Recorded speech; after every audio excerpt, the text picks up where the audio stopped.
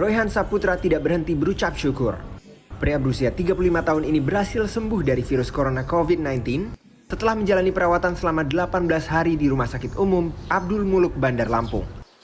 Pengemudi taksi online di Jakarta ini pun dapat berkumpul lagi dengan keluarga sejak Minggu malam.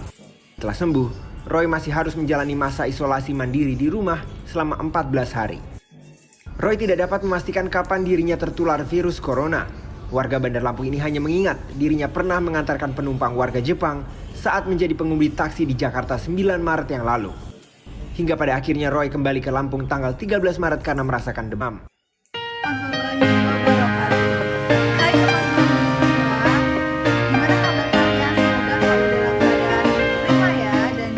Ancaman virus serta penyakit apapun ya. Mengingat saat ini sedang marak tentang mewabahnya virus corona, maka video kali ini akan memberikan edukasi mengenai pencegahan penyebaran virus corona. Kementerian Kesehatan Republik Indonesia melalui surat edaran nomor SR 0202-0227/270/2020 telah mengeluarkan pedoman kesiapsiagaan menghadapi infeksi virus corona ini. Sebelum sampai ke pencegahan, ada baiknya kita mengenal terlebih dahulu apa itu sesungguhnya virus corona itu. Tiga besar virus yang menyebabkan infeksi saluran pernapasan atas ringan hingga sedang seperti flu. Belum diketahui, namun rata-rata gejala timbul 2-14 hari. Awalnya virus yang telah mewabah ini diduga bersumber dari hewan yang termasuk unta, unggas, dan kelelawar.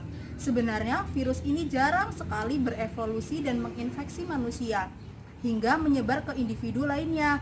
Namun di Tiongkok, ini menjadi bukti nyata bahwa virus ini bisa menyebar dari hewan ke manusia, bahkan kini penularannya bisa dari manusia ke manusia.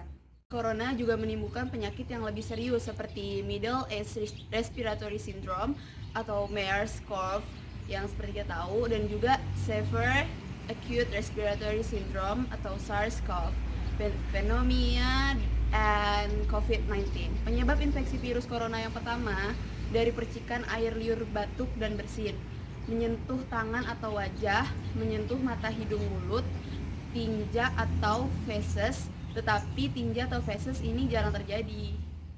Virus corona bisa beragam, tergantung pada jenis corona yang menyerang dan seberapa serius infeksi yang terjadi. Berikut beberapa gejala virus corona yang terbilang ringan, yaitu hidung tersumbat, sakit kepala, batuk, sakit tenggorokan, demam, dan merasa tidak enak badan. Hal yang perlu ditegaskan, beberapa virus corona ini dapat menyebabkan gejala yang lebih parah. Infeksinya dapat berubah menjadi bronkitis dan pneumonia yang menyebabkan gejala seperti demam yang mungkin cukup tinggi bila pasien mengidap penyakit pneumonia, batuk dengan lendir, nyeri dada atau sesak saat bernafas. Dan infeksi ini bisa semakin parah bila menyerang kelompok individu tertentu. Penyakit jantung atau paru-paru, orang dengan sistem kekebalan tubuh yang lemah, bayi, dan lansia. Hingga saat ini belum ditemukan vaksin yang dapat mencegah virus corona. Maka dari itu, langkah terbaik adalah mencegah penyebaran virus corona tersebut. Yang pertama adalah menghindari bepergian ke Cina atau negara lain yang telah terinfeksi virus corona.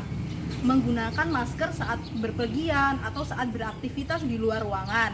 Lalu, rutin cuci tangan dengan air dan sabun, dan jangan lupa menggunakan hand sanitizer yang mengandung alkohol.